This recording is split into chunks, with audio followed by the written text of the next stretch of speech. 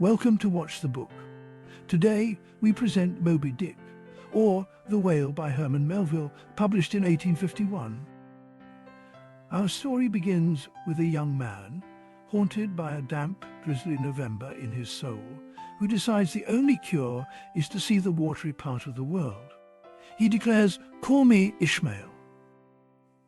Carrying his meager belongings in a carpet bag, Ishmael travels from Manhattan to the bustling whaling port of New Bedford. He is determined to ship on a vessel from the famous island of Nantucket. Seeking cheap lodging, Ishmael finds himself before a grim-looking establishment, the Spouter Inn, owned by one Peter Coffin. The creaking sign depicts a whale impaling itself on 3 mastheads. The public room is dark and strange, decorated with monstrous whaling weapons. The bar itself is fashioned from the massive jawbone of a right whale, a true gateway to the life of a hunter. The inn is full, and the landlord offers Ishmael a shared bed. His bedmate is a harpooner, a dark-complexioned chap who is out late, ominously trying to sell a shrunken head. Finally alone in his room, Ishmael is startled when his roommate arrives. He is a terrifying sight. A tall, powerfully built man from the South Seas, his face covered in dark, tattooed squares. The savage Pequod performs a bizarre ritual, making a small fire in the hearth to worship a small wooden idol named Yojo. Ishmael, terrified, watches from the bed. After the ritual, the cannibal springs into bed. A terrified Ishmael cries out, and the landlord rushes in to explain that Pequod is harmless, convincing Ishmael to share the bed with the sober savage. The next morning, Ishmael awakens to find Pequod's tattooed arm thrown over him affectionately. He watches in fascination as the harpooner performs his morning toilet, even shaving with his harpoon. At breakfast, Ishmael sees the full company of whalemen. Pequod, calm and self-possessed, joins them, using his harpoon to skewer beefsteaks from across the table. Back in their room, a profound friendship blossoms. Ishmael feels a mysterious pull towards the honest pagan, and they smoke Pequod's tomahawk pipe together, sealing a bond of brotherhood. As a sign of their new bond, Pequod presses his forehead to Ishmael's and declares them married. He divides his silver on the table, insisting Ishmael take half as his own. Ishmael learns of Pequod's past as a prince from a faraway island. He had stowed away on a whaling ship, hoping to learn from the Christians, but was disillusioned by their wickedness. Having decided to go whaling together, Ishmael and Pequod take the packet schooner to Nantucket. During the voyage, Pequod saves a foolish man who was swept overboard, earning the crew's admiration. In Nantucket, Pequod's idol, Yojo, decrees that Ishmael alone must select their ship. Ishmael is uneasy, but agrees, setting out to find a vessel worthy of their journey into the unknown. Ishmael chooses the Pequod, a seasoned, grim and noble craft, adorned with the bones and teeth of whales. It is a cannibal of a ship, a vessel of trophies and dark histories. He meets the ship's owners, Captain Peleg and Captain Bildad, 2 retired Quaker whalemen. They grill Ishmael about his experience and his desire to hunt the great Leviathan. After a heated debate about his pay, Ishmael signs the articles. He learns the ship's commander is the mysterious Captain Ahab, who has lost a leg to a whale and remains secluded in his cabin.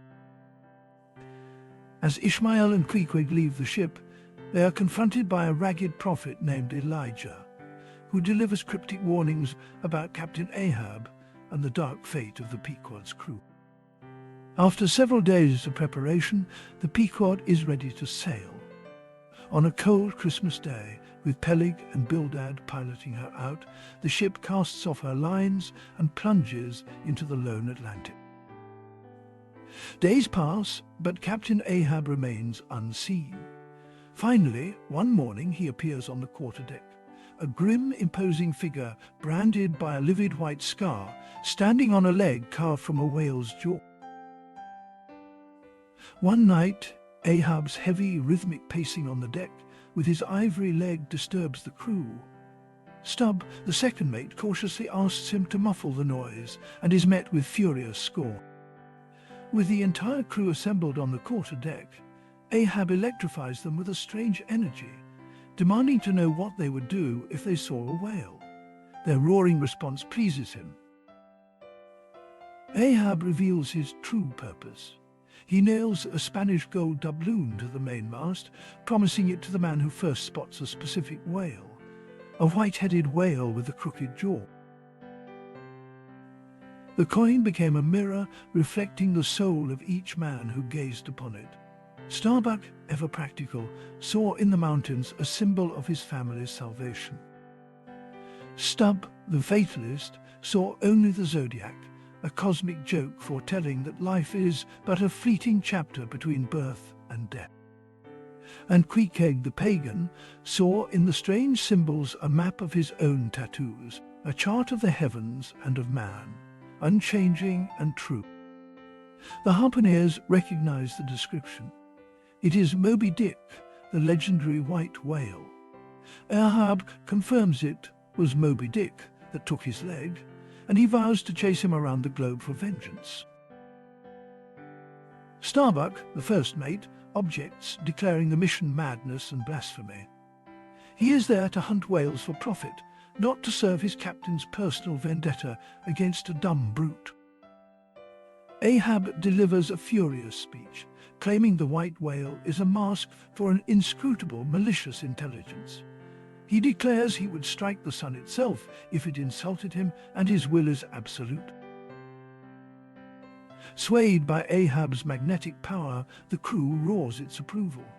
Ahab appoints his mates as cupbearers and fills the sockets of the harpoons with grog for a dark communion.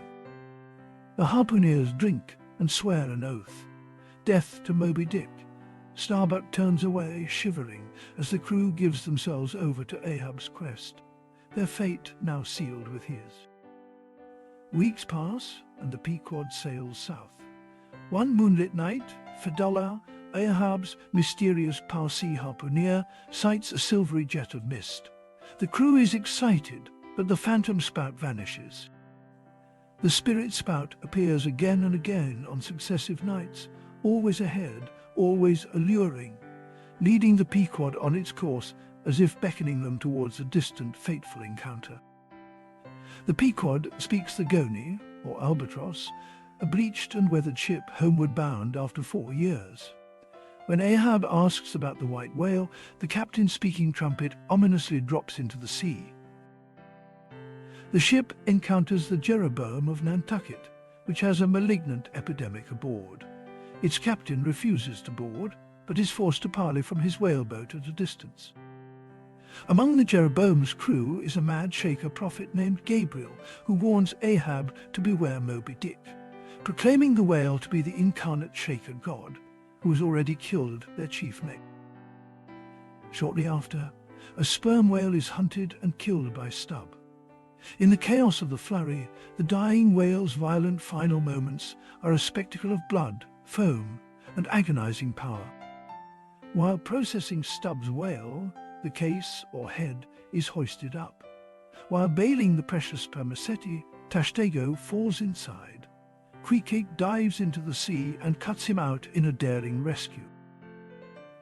As the whale is processed, Ishmael sits squeezing the crystallized sperm back into liquid.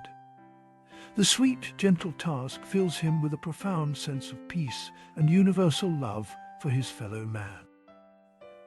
At night, the deck was transformed into a vision of hell. The try-works, great brick furnaces, roared, rendering the blubber into oil. In the fiery, red glare, the crew appeared as demons, their shadows dancing as they toiled in the blackness of darkness. The Pequod captures a right whale.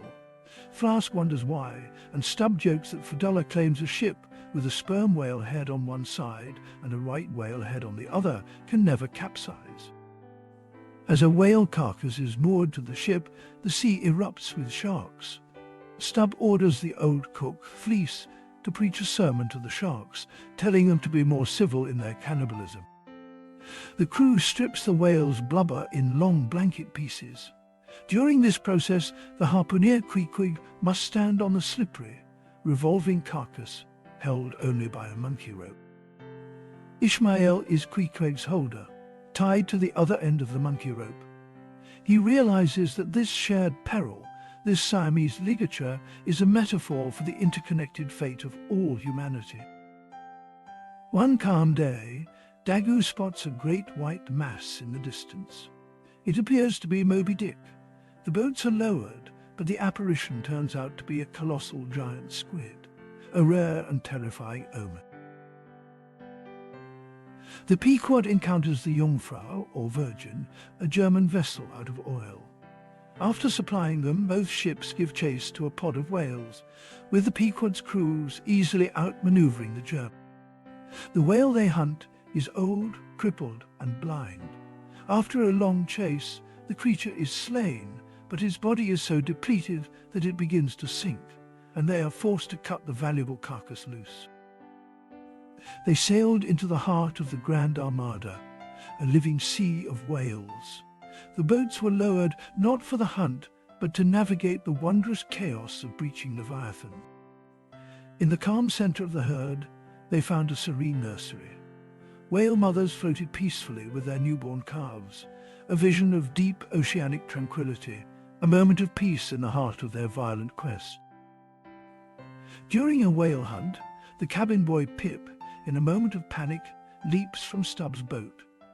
He is left behind in the vast empty ocean, a tiny soul in a heartless immensity. Though he is eventually rescued by the ship, the terrifying solitude has drowned the sanity from his soul. Poor Pip is left an idiot, his mind lost to the wondrous and terrible depths. The Pequod encounters the Samuel Enderby, an English ship. Its commander, Captain Boomer, is missing an arm, and he holds up an ivory prosthesis in response to Ahab's question about the white whale. Captain Boomer tells the story of how Moby-Dick took his arm. Though good-humoured about his loss, he warns Ahab that the white whale is best left alone. Ahab, enraged, quickly departs. While at sea, Ahab's ivory leg is damaged. He commands the ship's blacksmith, Perth, a man with a tragic past of his own, to forge a new, stronger one from whalebone. Not content with a new leg, Ahab demands a new weapon. He provides Perth with nail stubs from racehorse shoes to forge the ultimate harpoon, one that can never be broken or withdrawn. In a dark ritual, Ahab tempers the barbs of the new harpoon not in water but in the pagan blood of his 3 harpooneers, baptizing the weapon in the name of the devil. As the ship approaches the equator, a great typhoon strikes. In the heart of the storm, the masts become tipped with the spectral flames of St. Elmo's fire, the eerie corposants. Ahab sees the flames as an omen lighting his way to the white whale. He grasps the ship's lightning rod chains and delivers a defiant speech to the fire, claiming it as his fiery father. The storm's electricity reverses the ship's compasses, throwing the vessel off course. The crew is terrified, but Ahab, demonstrating his mastery, crafts a new needle from a lance head. The old log line, rotten from disuse, snaps when they try to measure their speed. This final loss of conventional navigation leaves the ship guided only by Ahab's will and intuition. During the typhoon, a seaman falls from the masthead and is lost. The lifebuoy sent to save him is old and leaky, and it sinks. Pequod offers his now unused coffin as a replacement. The carpenter converts the coffin into a lifebuoy, a grim symbol of the voyage.